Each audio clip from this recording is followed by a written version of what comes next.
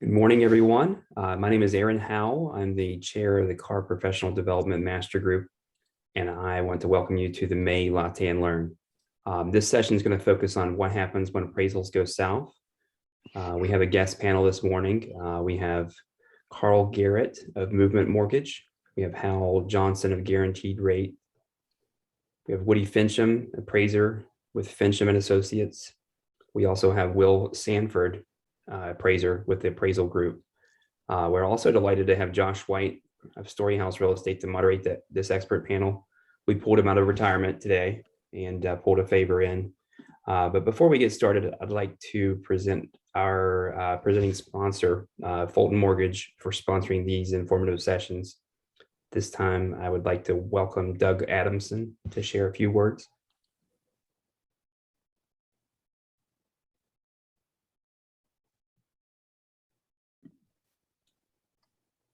All right, we have no Doug. So I'm just going to turn it over to Josh. Josh, if you want to take it away, we're going to have a question and answer session kind of at the end, maybe the last 10 or 15 minutes. So Josh, it's all yours. Okay, great. Hey, thank you for everybody for your time and for joining us this morning. I think this will be an informative one. We've got a good panel here, and we're going to kind of go through some scripted questions that we have for these folks, and we'll start with I think with both lender and appraiser. This will be for both of you guys, and so thinking through what would be the best way to engage both the lender side and the appraiser side if you do have a low appraisal come in. So maybe let's start with the lender side. Hal, maybe talk a little bit about the lender side, and then Woody, if you want to talk about the appraisal side of that once we get through Hal here.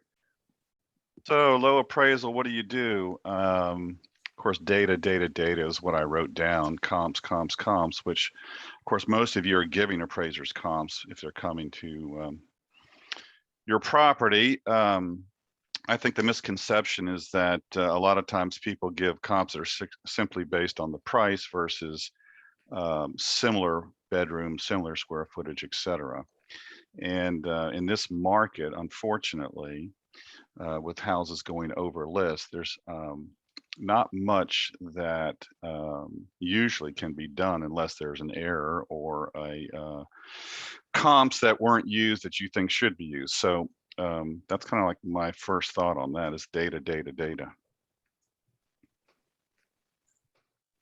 That's a great point, Hal. I mean, everything that an appraiser does is based on comparable sales data and active listings and pending listings. The only thing that Hal said that I will kind of disagree a little bit with is that agents don't often bring us comps. And I think that's because a lot of appraisers are kind of standoffish about that. I love it when folks bring me data. It doesn't mean I can use it, but I will consider it and I will look at it. And if it's going somewhere off into the weeds or into left field, when I'm writing my report, I'm actually I won't address it directly, but I will address it in my narrative in my report in a way that kind of explains why we're not going in that direction. Just because, it's other folks are relying on this report to make a decision, and we want to try to cover that as best that we can. But bring data, email it to the appraiser if you have it. If you have a list of improvements, you have comparable sales data that's worth looking at. We're really happy. But the one thing I will give a little more info on is that they need to be comparable. And that doesn't mean that the price per square foot supports where you want to be. It means that the property is an alternative in the market to what the subject is, meaning that if a consumer was looking at several properties, they would consider that property along with the subject property when they're doing it. That's the easiest way to distill down what's actually comparable and what isn't. It's not about price. It's about what actually is functionally comparable to the subject property. Excellent. Yeah, good. Yeah, and that kind of was like a segue into my next question was, what is the best data for a listing agent to provide to, appraiser at the time of an appraisal, especially if they're worried about a low, appraisal scenario? Will, I don't know if you have some thoughts on that as well. I was going to add to that data that is not MLS data that, may not be as commonly known, there are properties out there that sell off the MLS. And, the first thing the appraiser is going to do is go to the MLS and look and see what data is out there. And if you're aware of, the property next door, down the street, that happened to, be a FSBO or, not make the MLS for whatever reason, but as a, you feel as a, a valid sale point, point that out, send the appraiser, the parcel number. There's more data than just the MLS, but 9 times out of the 10, the appraiser's going to the MLS to look for it. You may have a current contract on a property that may be extremely relevant in supporting the sale price on the property that the appraiser has. You may not be able to tell the appraiser the exact address, but you could say, it's this type of house built this year in this neighborhood and it's under contract at this price. So you can maintain all your confidentiality while providing the appraiser almost all the details, which would be helpful. It's an excellent point, Paul. Also, the other thing I'll add too, if you've got multiple offers on a property and they're guaranteeing there's an appraisal gap in it, whatever, give us that information. Anytime I've done a property in the last couple of years, the very first question I'm asking the agent is, how many offers did you get?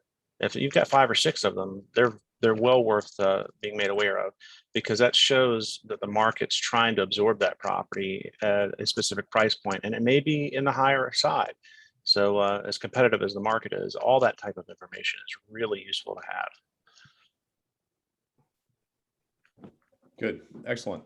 Yeah, keep some thoughts on questions, folks, as well as we're going through these. If you have some questions for everyone, we'll get to those at the end as well. So from the lender side, and knowing kind of how things work now with appraisals and going through the AMC, the appraisal management organization piece of things, let's talk about communication a little bit on the lender side. What are some things that you can share through the AMC with appraisers? How does that work? Carl, maybe you can speak a little bit to that and how that all works. Well, when it comes to at the time of the appraisal is ordered, the first thing is if the property's got issues or it's got potential issues, I think that's definitely something better for at least your lender to know, so that we can be prepared for how we can handle it when the time comes. If there is, this is kind of a tricky thing to say, but if there is a particular appraiser that you don't want to see do this job, somebody that is not familiar with the market, for example, it's allowed for me to pass on that we don't want a particular appraiser to be used to the appraisal management company. That's not a guarantee that person won't end up doing it, but that's certainly possible. As far as when the appraisal comes in low, at Movement, we do have a process for what we call an appraisal rebuttal. It's a form that we can fill out if there's information provided by the agents. And like Hal said, there's only certain things that can be considered. If you think that, for example, a certain adjustment is inaccurate based on what if there are features of the subject property that were not considered, or if there's additional comparable sales that you think are more appropriate than the ones that the appraiser used. And these can only be sales that have closed on or before the date that the appraisal is done. So it is possible to take that information, send it through the appraisal management company to the appraiser, and if the appraiser agrees with any of the points that were made, then they may or may not revise the appraised value, depending. If I can add on to that for a second, be really careful about doing anything to try to influence who the appraiser is or is not. I agree. Here's one of the key reasons. Most appraisers, especially in our market area, are realtor members. So if you say something negative about them, it's the same as saying something negative about another agent. It could be a COE problem. So just be careful with that. The reason to remove an appraiser is never because, well, the last deal I did with them, they didn't support the contract. That would be that's going to be a FIREA issue for the lender in the end. So just be very careful with what you're doing there. Right. Yeah, I think that's a kind of goes into this idea of like, what if you have an appraiser that comes from outside of the market, or maybe somebody who's coming from an area Sure. who doesn't know where Scottsville is, for example, or something like that. When you talk to them on the phone, and you're like, well, that's kind of a red flag. What can we do? What can we do about that? Obviously, reassign them, I guess, right? Yeah, for sure. I mean, that's a valid reason or a valid concern to have. Now, the other thing too is we live in a very small world anymore. So there are appraisers who are perfectly competent to work in a market that they may live an hour or even 2 hours away from. I know, like in Will's world, Will's a commercial appraiser, so Will works all over the state. In my firm, I do luxury property. That's my specialty. I do a lot of large acreage estates, big, mansions, that kind of thing. And I go all over the state to do that kind of work. Now, for townhouses and normal condos and just normal, middle class real estate, I stay very central to Charlottesville and the surrounding area, because the luxury stuff is a niche market, very small, in relative terms, as in comparative volume. So, one appraiser can do that, but just always make sure you're well founded in how you challenge that particular topic. Good. Any advice? Let's start with you, Will, on appraisal side of things, about how this market, kind of how you could hedge against a low appraisal. I mean, we've talked a little bit about it as far as providing you guys with some good data, but any other ideas that you have? I guess it's always beneficial to have a contract that's not contingent on financing. But I wanted to also mention that when you're looking at an appraisal that's come in low, you go back to 2013, 14, 15, there were a lot of lenders out there, telling their appraisers that, no market conditions adjustment. There's no support for market conditions adjustment, and appraisers were generally in agreement. Fast forward into 2018, 19, still got a lot of appraisers not making market conditions adjustments, and a lot of lenders that aren't saying anything about not making market conditions adjustments. And I still see, some residential appraisals today that where, the appraiser has comp in there that's, 3-4 months old, and there's no market conditions adjustment on it. And what's the market been doing over the past, year, 2 years? Up 10%, 15%. What's the year-over-year number for median home price increase? It's certainly not zero. And so I think that's one area that's ripe for critique with certain appraisals when there's a value issue. It's like, hey, why aren't you making a market condition adjustment here? Very excellent point. Good. Yeah. What about on the lender side, guys? As far as advice on hedging against it, or when we're pricing homes, when we're accepting offers, anything specifically on the underwrite? I'm thinking from the underwriter perspective when they're looking at some of these things too. So, well, let's see, closed sales are more important than pending sales, as far as that goes. The pending sales can be a good indicator of where the market is going. I think, from what I've seen, if you base with your sales price more on where the market is headed versus what the actual closed comps are indicating, then you might run into an issue there. Couple of thoughts on that, Josh. In this market, it's even more important that the team works together and the team knows what's going on in terms of, hey, a pre-qual is great, but do they have extra assets just in case? Are we going into this knowing we have an issue if we've gone over a list and won the deal? So if we're going in that scenario, we need to know, does the buyer have the assets to pay for a gap if a low appraisal comes in? And another solution, that if you have an appraisal gap and you've gone through all the process of trying to have it adjusted and nothing's working. So let's take an example real quick. A $500,000 sales price, 20% down, $400,000 loan, and the appraisal comes in at $480,000. So you're 20 grand short, and the buyer doesn't have instead of borrowing 400, you're going to borrow 384 to meet the 80%, 20% down based on the appraisal value.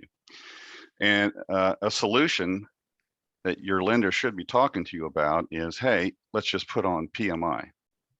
And it may sound like something that's you don't want to do, but to give you an example, in that scenario where you're going to still borrow $400,000 on a 480 appraised value, you're borrowing 83% instead of 80. Calculation this morning for a borrower with great credit scores, that would add about $30 a month to the payment. So it's a pretty easy solution if you have good credit scores. Again, everybody know what we got before we go write an offer. And this kind of a scenario should be talked about with the borrower by the lender and, and with the agent as well. So we all know there's a solution if we have this kind of a gap. Good. Excellent. Good point.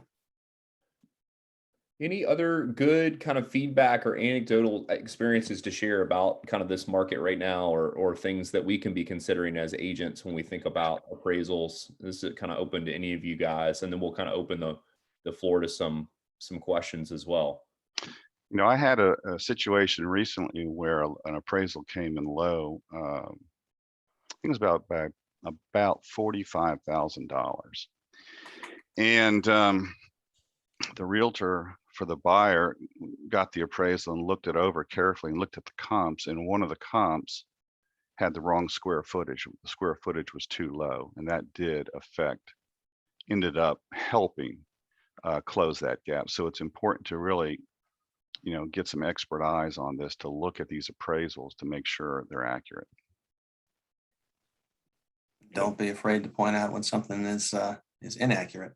Right. Or if you think you have a comparable that's better than what's showing there, or what have you. I've seen the rebuttal process, fix the gaps with the appraised value. Sometimes it at least brings the value up a little bit, and sometimes it doesn't help at all. But one thing that really shocked me just 2 days ago was, maybe it's an indication of the market or what have you, but I actually saw an appraisal come in, not super low, but close to $15,000 low.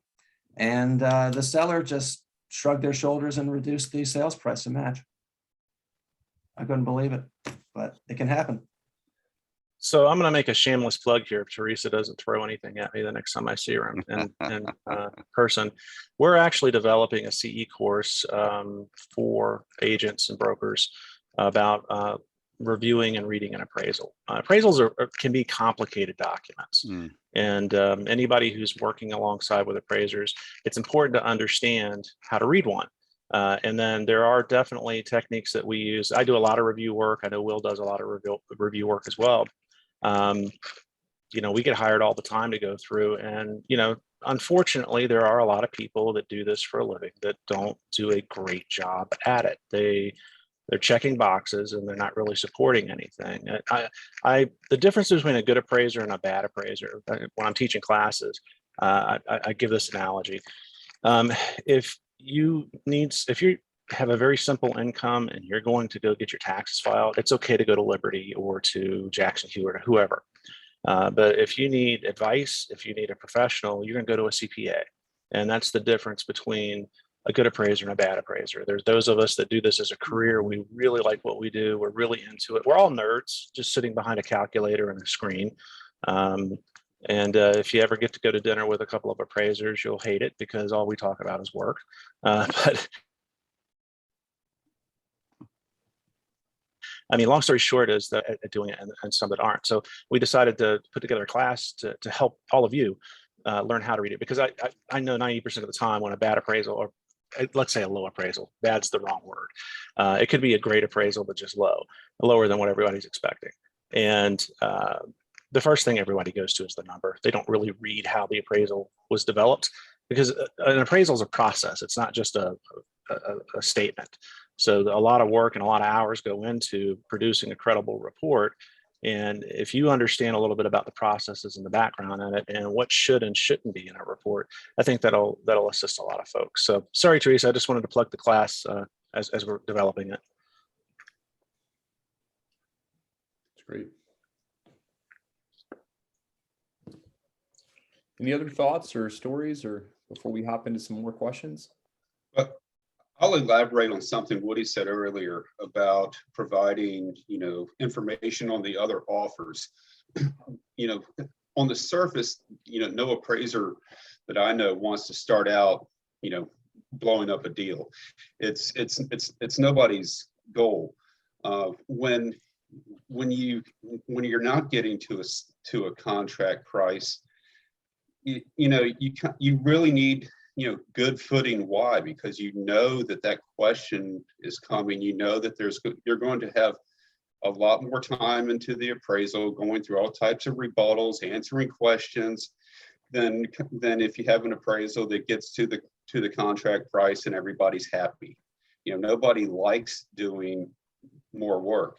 And when Woody's suggesting, hey, what were the other offers? And if a contract price doesn't work out, what the appraiser is effectively saying is that this offer is an anomaly, that there's, the buyer's super motivated. He's got some crazy reason for this price that, nobody else in the market has. And if you offer, here are the next 4 offers and they're all within, $5,000 or $7,000, then the appraiser, knows that they probably need to go back and do more work because, simply from a property history standpoint, the price is supportable. We have 3 approaches to value, cost, income, and sales, but property history can really read like a 4th approach to value. And when you can write in, good context and that there's, fundamental support for this price because here are all the other offers, that really helps, build a foundation that can be used to, appraise at this, quote, higher number. So I just wanted to pass that along. Excellent. Good. Good. Okay. Josh, some good questions here in the chat. Yeah, let's hop into some of these. So I'm going to combine a few of them because some of them touch on some of the same things. So, I know one was talking about not providing anything to you guys because it could potentially sway the appraisal one way or the other. So when is it appropriate and what's appropriate? I know we kind of touched on that a little bit, but when is it appropriate to provide it and what's appropriate to provide? So. The only thing that someone can offer to me that's going to turn me away is if you're offering me money to do a value for you, or you're threatening to take my work away from me if I don't make a value. Other than that, I don't care what you give me. Give me all the information that you feel is relevant, professionally and politely, please. Unfortunately, there's a barrier sometimes between us and the sales side, and that's not a professional way to go about it. I've been cursed at, I've been threatened. It's 20 some years of doing this. People get emotional in these situations, so just be polite and courteous with it. But as far as when to give it to us, once we make the appointment with you, I would say sometime very soon thereafter. If you're not going to be, because it's very common these days for listing agents not to show up at the appointment. We'll get a super. So also go use a super or a combination lockbox to get in. So, if you're not going to be there, then, if you got the appraiser's email them what you have. If not, leave a packet on the countertop. Hopefully the appraiser will take it, but some won't. Good. Active listings, pending listings, obviously, those maybe play a role. I know we talked a little bit about adjustments, time and market adjustments, that sort of thing. Maybe talk a little bit more on those, like when are you guys looking at active listings at all for any of these right now? Does it have any hold on things? Active listings are certainly worth looking at. They may indicate a tone or direction. You can't use active, listings as your 3 or 4 primary sales. But if the listings indicate an uptrend, if the the number of offers that are coming in on properties, indicate a trend that's, over and above, what the, current closed comparables indicate. That's all, context that, that a agent can convey, to an appraiser before the appraiser puts the proverbial pen to paper. And that's the timing on it. You want to get your, any helpful data or comments in, before the pen goes to paper, because once the appraisal is done, then the appraisal is in the domain of the lender. And at that point, it's not appropriate for, the borrower or the agent to come back and complain about the appraisal to the appraiser. You have to go through the proper channels, deal with the lender, let the lender deal with the AMC, let the AMC deal with the appraiser, and so on. Yeah, I'll add to that, Will, that market analysis is the most important thing that we're doing, particularly in this hyper inflated market that we're in right now. I mean, it's super competitive. Appraisers, if they're worth their weight in what they do, they're able to look at how market conditions are changing by the day. The analytics that we run in our office, I can do that. We're looking at it. I know what Will had mentioned earlier, sometimes when you look at another appraiser's report, they haven't made an adjustment for a quarter or 2 quarters of the year. And it's like, how is that even possible in the market that we're in? And pendings and actives do play a role in that, because again, like Will was saying, it does offer nuance to what's going on in the market. And while we can't give hardly any weight to an active listing, it's certainly good information to have, because I mean, right now we're looking at what's going on in some of our small niche markets. I mean, active listings are starting to tell us a story that's happening right now, which is some of the days on market starting to lengthen out. We're seeing a few properties that are starting to lessen their price. So there's a change afoot in the market, and anybody who's an astute appraiser or anyone in the profession is going to notice what's going on. And, we're going to approach writing our reports in that manner. Hey, Josh. Yes, sir. I want to answer Ann Burrows, who has a question about if you, how can you not have contingent financing if there's a loan? And I would answer that and say most lenders today will completely underwrite a file before you even find a house. So when you go out shopping, I'm sure Carl's company has it too, you go out shopping, you have a commitment letter versus a pre-approval or pre-qual. And I would really encourage the realtors, when the buyer's agents, to encourage strongly your buyers to go through that process and get underwritten before they ever go shopping for a house, and have that commitment letter, which means they've been approved for the financing. And the only contingencies would be appraisal and title and insurance, basically. And so that's, at least that's how I would answer your question. I might add something to that, Hal. I've seen some offers made where it was technically a cash offer, but the agent, the buyer's agent told the listing agent, we're making a cash offer. They can pay cash if they want to, but they are going to pursue financing. And sometimes that came back to bite a few people, but that might be another way that you see that happen. Yeah, I'm not suggesting that you tell a listing agent you're making a cash offer when you're really not, because that's not the way we do business, really. Oh, yeah. And what I'm talking about specifically, again, is your buyers get fully underwritten before they ever go looking for a house, and they get a commitment letter from the lender, not a pre-approval. Great. Good. So market questions with maybe a market shift coming up, both from JD and Arlene here. So I think they kind of hit on the same thing. So one is this idea of like, if we have multiple offers on things because of the low inventory, is the market kind of into rest right now because we have low inventory, lack of houses, which I think we would all agree on that issue. We're going well over list because there's not enough inventory.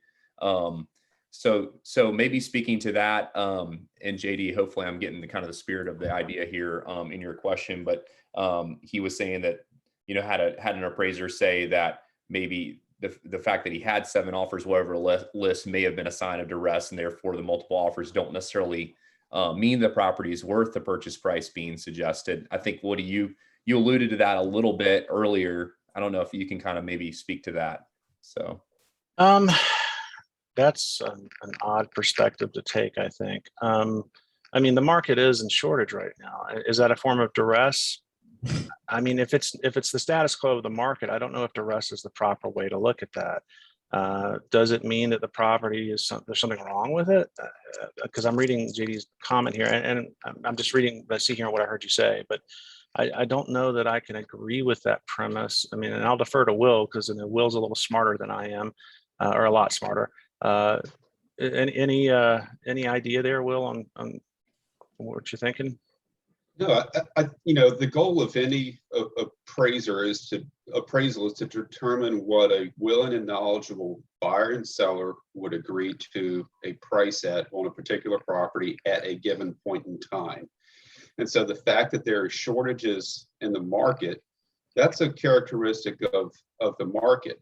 If you had one buyer out there and one person came in with an offer on a property because they had to move to town and they had to be on this side of town because they had to be 3 minutes from their new job, which starts next week, that's a symptom of duress. Yeah. Not the fact that there just happens to be some shortage of housing product in the market. That's symptomatic of the market, in my opinion. Good. And then this is, I think, an awesome question. Are you guys seeing more or less low appraisals than 90 days ago? And this is from Marlene. She had said one lender she spoke with about a month ago and only seen one low appraisal so far this year. So as the market continues, hopefully, to maybe correct itself a little bit, our appraisal is going to become hopefully less of a concern. Here's open. I have seen, I've guessed maybe I've been fortunate. I've seen few low appraisals over the past 2-3 years. Probably maybe 2, on average, probably 2 or 3 per year. Not counting, refinance appraisals, because those aren't as crucial. I think, I mentioned one earlier, and I can't think of another one that I've had recently. I have, it's interesting too. I've had several, of course, VA buyers, and of course everyone gets nervous, but I've had no issues there either. So so far so good. Okay, so logistics question on appraisals again. So is it better for the listing agent to be there for the appraisal, or do you guys just prefer the access with maybe an email with things? And then if they are sending an email, somebody had asked, if you had the 4 offers, for example, is it a good idea to send the actual copies of the contracts with names blocked out to provide, the offer amounts, or is it better just bullet point, hey, these were the offers? What's preference for you guys, Will and Woody? Well, I'll let you go first. Yeah, I think if you're providing information on offers, I think you can just bullet point it, if convert whatever's easiest for you. I think, I tend to take people's word for it. If they want to, say that there's, XYZ, additional offers from this range to this range, that's great. That's a comment I can put in the property history. However, if this happens to be, for divorce case or something where I may end up in court, I would like copies of that, those blacked out offers, because it depends on the level of scrutiny that whatever appraisal may be up against. So there are certainly circumstances where having the blacked out actual offers would be beneficial, but probably not on a day-to-day business, in my opinion. Whenever we're in a situation where it's disclosed that there's multiple offers, I always ask the agents to, some are comfortable doing the blackout and sending, some are not. I know disclosures are a thing that you have to be very careful with. Redacted, though, should cover that issue. However, sometimes it's just easier to get a summation of each of the offers. So that's what I ask, is that just send me an email. If you've got 5 offers, I'll tell them specific questions that I might have. One of the most important things that I think on multiple offers on multiple offers is how many of those offers are guaranteed. And we're all professionals here. And if you tell me in a professional capacity in an email that this is the summary of each of these offers, I'm happy keeping that in my work file. It gives me enough support that I feel comfortable moving forward with it.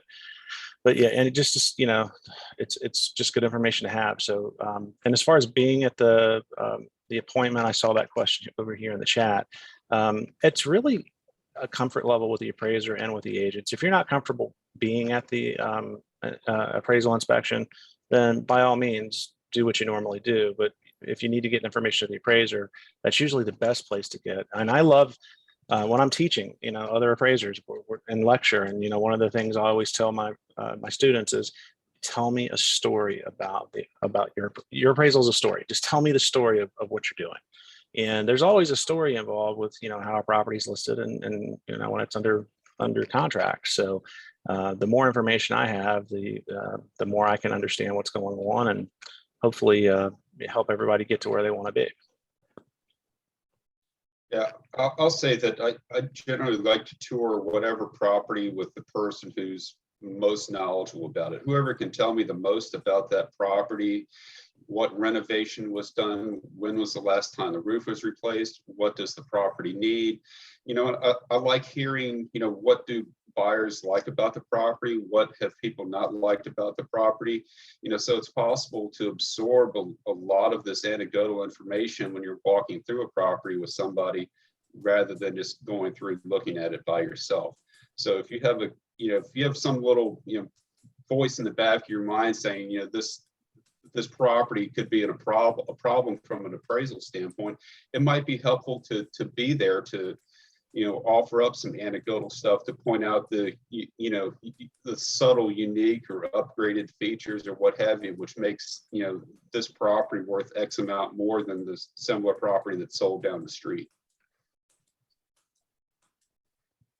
Good, excellent. And what do you use the word kind of like guaranteed on the offers? Do you just mean an offer that if this one fell apart, you feel like you could go back to the agent and get that same offer again? Or what's kind of the thought on that? Well, each offer, you know, they're either going to say, you know, we're offering you X amount of money, and if it doesn't appraise, we're guaranteed. Oh, got it. Okay. So that guarantee part of it's real important. I mean, we had a VA several months ago up in Greene County that they had like 6 or 7 offers on it, and 3 of them were guaranteed, and, you know, the others were not. The others that weren't, they really, you know, they're not really worth much. And when you're in this type of situation, but those guaranteed offers were all at contract price or above. Now, we still came in below contract on that particular one because there just were no comps to support it.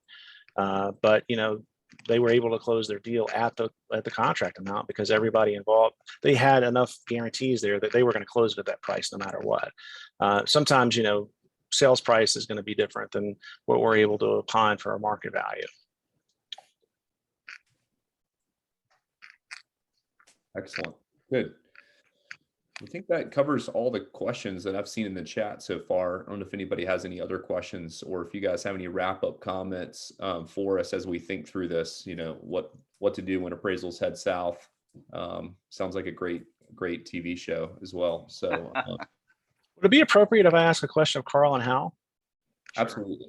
So, you know, I hear often when I'm working with agents, and I hear it from appraisers sometimes too. I mean, the appraisers will actually, they're happy about how grumbly and nasty they can be to agents. And I don't, that's certainly not a professional thing.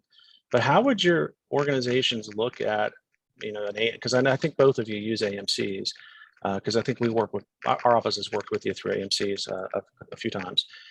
I mean, if you got that kind of feedback from someone, one of your good agents, and said, hey, you know, this appraiser was unprofessional, he dressed me down, you know, he doesn't want me to professionally share information with them.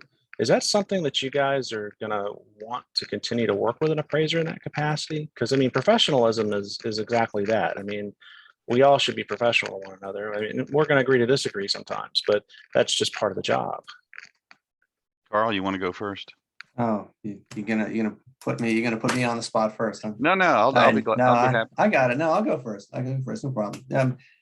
You know, off the top of my head, if I got that kind of feedback from if I got that kind of feedback from an agent about an appraiser, you know, that's something, I mean, off the top of my head, that's something that I'd share with the appraisal department if they felt it was appropriate to, you know, under the circumstances, to pass that along to the AMC or remove, you know, request that appraiser be removed from the roster, depending on the circumstances. Then that might happen. It's certainly worth communicating. Yeah, I long for the good old days when I could order an appraisal myself, and I had my favorite 3 or 4 appraisers, just like realtors have their 3 or 4 favorite lenders and so forth. Those days are long gone. But I have had situations, Woody, where I've had builders ask me to make sure that a certain appraiser was not on our list, so to speak. We call it a panel. So what, you know, a lot of lenders have a panel of appraisers that are approved to be used, and if they don't pick up the appraiser, then we go to the AMCs. But I have had, and I did go through channels to verify that this specific appraiser was not on our panel. So yes, we you know, just don't tolerate that stuff. I don't know the ins and outs of how someone can get on the panel or have to be taken off, but I think we have to be careful as a lender with removing somebody from our panel, if you will. I don't know why, but yeah, definitely I would want to know that information, and I would take it up the chain of command to, you know, get them off if possible. While we're on this, I just want to say a couple, I don't think I've worked with Will before, but I am very thankful that Woody is in this market and is on our panel. Thanks, As Al. yeah, he's a consummate professional, and he, without giving details, has saved my rear end once on an appraisal. So very thankful. You have fee, we will travel. Yeah, so we had there are two more questions. So seller concessions, I know obviously there, you know, if there's seller concessions on the front end of the contract, you guys are getting a copy of the contract, you're seeing those. Sometimes concessions enter in after that, you know, and sometimes I know I've had the case where addendums change with new construction and possibly you have an old copy of a contract or something like that. So I know you guys need to know seller concessions, right? Appraisers, yeah. Okay, good. Pretty straightforward there, I think. And then as far as addressing the question about ordering a second appraisal, for if both the seller and the purchaser request one, is there anybody that can say, hey, that can't happen? Or I think this is probably more of a lender question. So There's got to be a valid reason. You know, what's wrong with the appraisal? What comps weren't used? What errors are on the appraisal that you just because the agents disagree or the buyer and seller disagree with the appraisal is not a valid reason. I agree. Off the top of my head, I'm not sure what a second appraisal would accomplish that the appraisal, you know, that can't be accomplished through the appraisal rebuttal process. good. Okay. Good. Awesome. Well, guys, thank you so much for your time this morning. And obviously, if you have any questions for these gentlemen that are on this panel, I'm sure they'd be happy to chat with you, or if you want to shoot them an email if anything hasn't been addressed. But we really appreciate your time and thank you for serving our community in these ways. And yeah, and wish you guys the best of luck on your appraisals moving forward as well for everybody. And let me say something quick too about the issue of concessions. You know, not only in your subject property, but you know, eventually every subject property probably turns into a comp that somebody's going to look at, you know, 2 weeks or 2 months down the road. And you know, properly reporting, you know, what those concessions are to get back to the real price of what the property sold for. It's important to capture that information, you know, in the MLS, and it could probably, you know, cut down on the amount of work and phone calls and conversations that you have with appraisers in the verification process if that information is already, you know, in the listing when it's reported in the MLS as a closed sale. I see Kathleen just chimed in about concessions on comps. Very important to know because we're looking for the cash equivalent transactional price. So the net price is the sales price minus the concessions. That's what's really being paid for the property.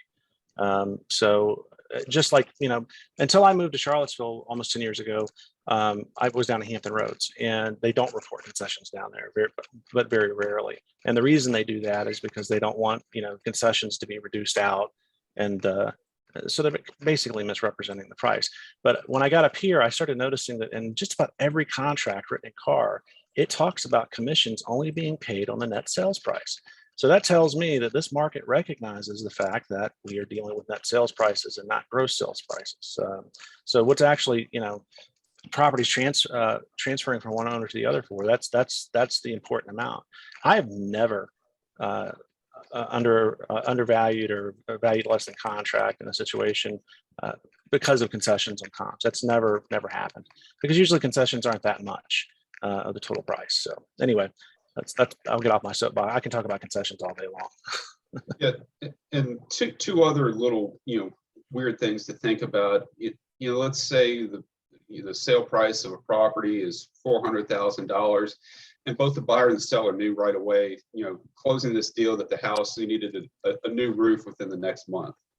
But that might be a good comment to put in the closed sale. Hey, this property needed a $10,000 roof, and the appraiser is going to look at that closed sale and adjust it up $10,000 for the fact that it had to have this piece of maintenance fixed. And suddenly you've got a comp that's $10,000 higher than what it otherwise is on the surface.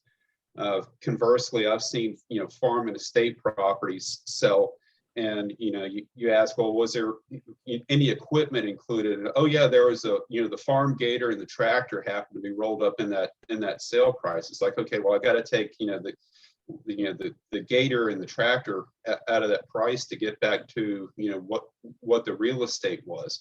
So any little quirks like that, that's the type of information that we're looking for when we read closed sales, when we talk to people and verify listings, is getting back to actually what the cash transaction price was for the real estate.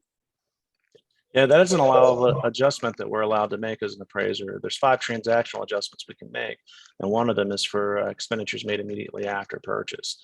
It's common for a property transfer and need work. So that is something that we can address. A lot of residential appraisers won't understand that. As a matter of fact, there's not even a place on the Fannie Mae form for such an adjustment, but it is good information to have. And in our office, definitely will consider that and possibly make an adjustment dependent upon the situation.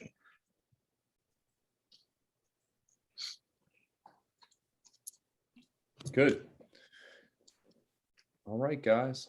Excellent.